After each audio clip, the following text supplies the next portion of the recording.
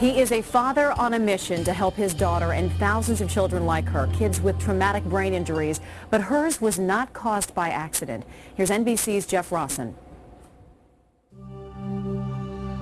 For 5 days, she was a healthy little girl, but then something about Sarah Jane Donohue was different, and her parents feared the worst.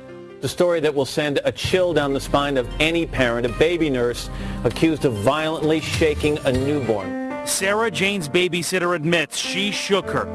Sarah Jane had 3 broken ribs, 2 broken collarbones, and worst of all, a severe brain injury. Clearly it was trauma. It was trauma. That was when they knew. And we knew immediately that this monster had done this to her.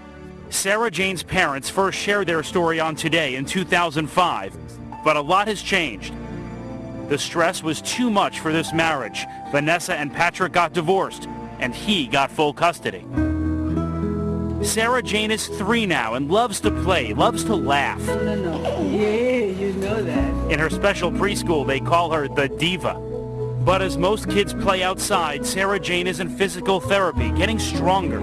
She's still learning to speak and walk, and her dad, Patrick, dedicates his life to her. I have every excuse in the world to go crawl into a corner and just start crying. That doesn't help my daughter. Now, Patrick is looking toward the future, putting all of Sarah Jane's private medical records online. He's hoping doctors everywhere unite and offer new treatments. It really is going to offer us some new and hopefully additional sources of information, ultimately to help children. The database is growing. Other families are posting their children's medical records, kids with similar brain injuries. Pulling everybody together, we'll get more answers, and we're better off together than separated. Sometimes the best ideas start small, and this one that started with a dad and his daughter could spark a medical breakthrough. For Today, Jeff Rawson, NBC News, New York. Patrick Donohue is here with his daughter, Sarah Jane. Good morning to both of you. Good morning. And Sarah Jane, we've been seeing her smiling throughout the broadcast here.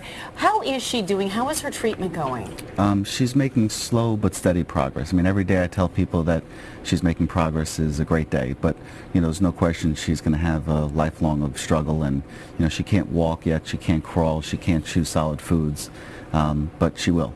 I was going to say, you're very hopeful that these things will all happen. What are doctors telling you? Well, the ones that know tell you that they don't know. And that's, you know, one of the most important messages for the medical profession to be able to tell parents is that they don't have answers.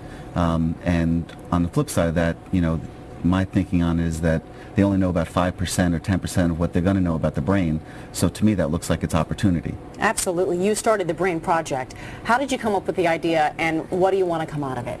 Well, most of the breakthroughs that are occurring in a lot of sciences today are in open source, kind of free information like Wikipedia, Linux operating system, shared knowledge. And when I investigated and I read my 6th book on neuroplasticity of the brain, it dawned on me that, you know, if we put all of Sarah Jane's medical records online for the first time in medical history in an open format, I'd have more eyeballs looking at her.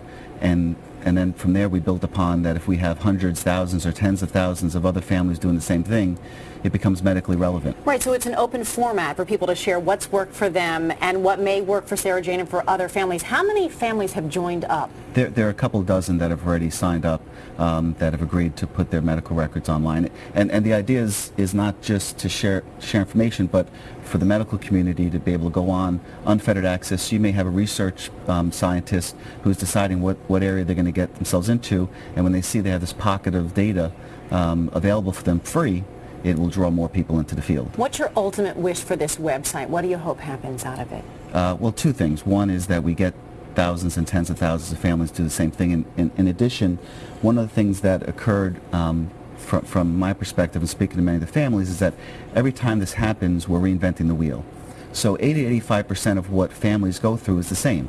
And unfortunately, it's very random depending upon what state you live in, what locality you live in, as far as the services go. And I really want us to focus in on the 15% that makes each case unique. What are your ultimate hopes for Sarah Jane? She seems like such a sweet little girl. She's beautiful. What do you want for her? The most that life can give her. I mean, I can't define what she will eventually develop and how she'll eventually develop, but the maximum potential that I can. And do you get support on this website from other families going through similar situations? I can only imagine what that's worth. Oh, it's been remarkable. The families, the therapists that have come into Sarah Jane's lives, these are walking angels on the planet. These are people who come into our home every day and work with her. And is she sleeping? We bored her. Well, she's heard this story 1,000 times from me. She's such a sweetie. Sarah Jane, Patrick Donohue, thanks so much. Maybe I should talk quietly so you don't wake her up. Okay. Thank you both, and best of luck to you. And the website is thebrainproject.org. So if people can go. Brainproject.org, Right. absolutely.